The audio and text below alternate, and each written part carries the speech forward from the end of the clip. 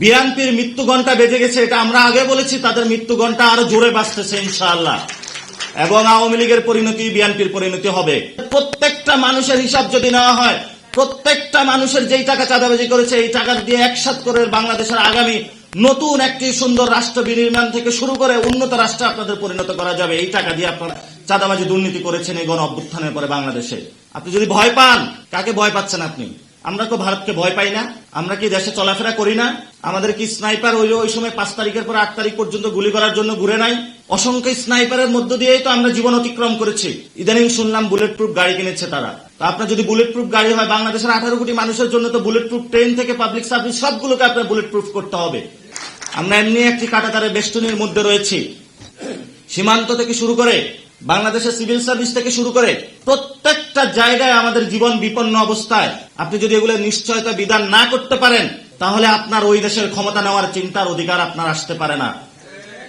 এখন অনেকেই কথা বলে যে আমি নাকি বিএনপি বিরোধী বেশি কথা বলি।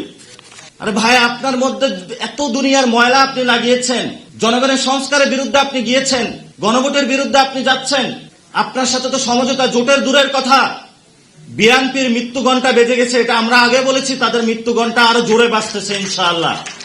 এবং আওয়ামী লীগের পরিণতি বিএনপির পরিণতি হবে। আপনারা মনে করছেন আমাদেরকে 2টা আসন দিয়ে কিনে ফেলবেন? 90 যারা আন্দোলন করেছিল, কাউকে হলেও ওই যে বিকাশের সার্ভিস ধরিয়ে দেওয়া হয়েছে, কাউকে হলে রোডের কনস্ট্রাকশনের কাজ দেওয়া হয়েছে, কাউকে হলে এমপি বানিয়ে দেওয়া হয়েছে।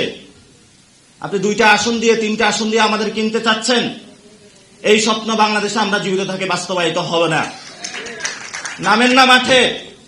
অলরেডি হলো ব্লকেট শুরু হয়ে গিয়েছে, জ্বালাও পোড়া শুরু হয়ে গেছে। এবার ইলেকশনে বড় ধরনের খেলা হবে। দেখি আপনাদের এই টাকার নমিনেশন বাণিজ্যর কত জোর আর আমাদের কত রক্তের জোর খেলা হবে ইনশাআল্লাহ এই বাংলাদেশে। আমরা রক্ত দিতে এসেছি, আমরা দুর্নীতির টাকা দিয়ে বাংলাদেশে ইলেকশন করতে আর যাব না। আমরা জনগণের মধ্য থেকে এসেছি, জনগণের মধ্যে আবার যাব। অনেকে কথা বলে এনসিপি নাকি চাঁদাবাজি করে, বৈষম্য নাকি চাঁদাবাজি করে।